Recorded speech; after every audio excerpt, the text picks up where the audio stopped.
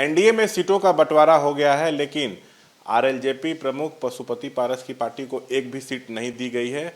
हम बात करेंगे आरजेडी के राष्ट्रीय महासचिव श्याम रजक से। सर, पारस ने नाराज होकर केंद्रीय मंत्रिमंडल से इस्तीफा दे दिया और ये कह रहे हैं कि मैं तो बहुत ईमानदारी से एनडीए के लिए काम कर रहा था, पूरा सहयोग दे रहा था, लेकिन मेरे साथ नाइंसाफी हुई है।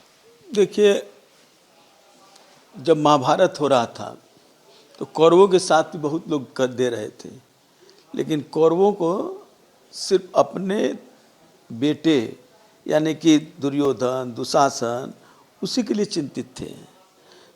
बहुत लोग कहे कि हम गलत थे लड़ाई में। कर्ण जैसे महान धनुर्धर भी लड़ाई में उनके साथ थे, लेकिन उनको अपना क्या था, क्या प्राप्त करने की इच्छा थी? कोई प्राप्ति तो नहीं हुआ। अब गलत का साथ दीजिएगा तो अब पश्चाताप करने से क्या होगा? आपने गलत विषाक्त वातावरण बनाने में आपकी भी बड़ी भूमिका रही। जब किसी गलत आदमी के सहयोगी होता है तो वो भी दोषी कम नहीं होता है। इसलिए अब पछताने से उनका कुछ बनने वाला नहीं है। जो होना था हो गया। मतलब महागठबंधन में अब उनके लिए कुछ है नहीं। मेरा गठबंधन मजबूत है, मजबूती से हम लोग लड़ रहे हैं और हम लोग की संभावनाएं भी बहुत अच्छी है। तेजस्वी यादव के नेतृत्व में बिहार में हम मजबूती से लड़ेंगे।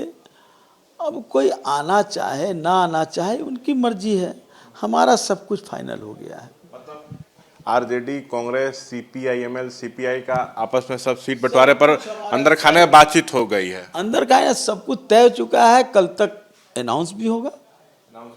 लेकिन आप पारस के बारे में कह रहे हैं कि वो लोग गलत लोगों का साथ दिए, बीजेपी पर आप हमला बोल रहे हैं। सो पछताने से कोई फायदा नहीं, तो क्या बहुत देर हो गई? अब ये तो वो तय करेंगे कि देर हो गई कि क्या। हम तो पहले से जानते थे कि ये होने वाला है, तो हम कैसे कह दें कि देर हो गई?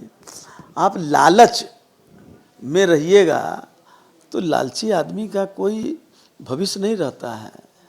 तो आप लालच में थे, लालच में आप देश तोड़ने वाले के साथ दे रहे थे। देश में जो हमारी संविधान को ख़त्म करने वाले लोगों के साथ दे रहे थे। तो कल तो बड़े अच्छे लग रहे थे, आज इनको जब तमाचा पड़ा तब इनको याद आ रहा है। बहुत देर हो गई।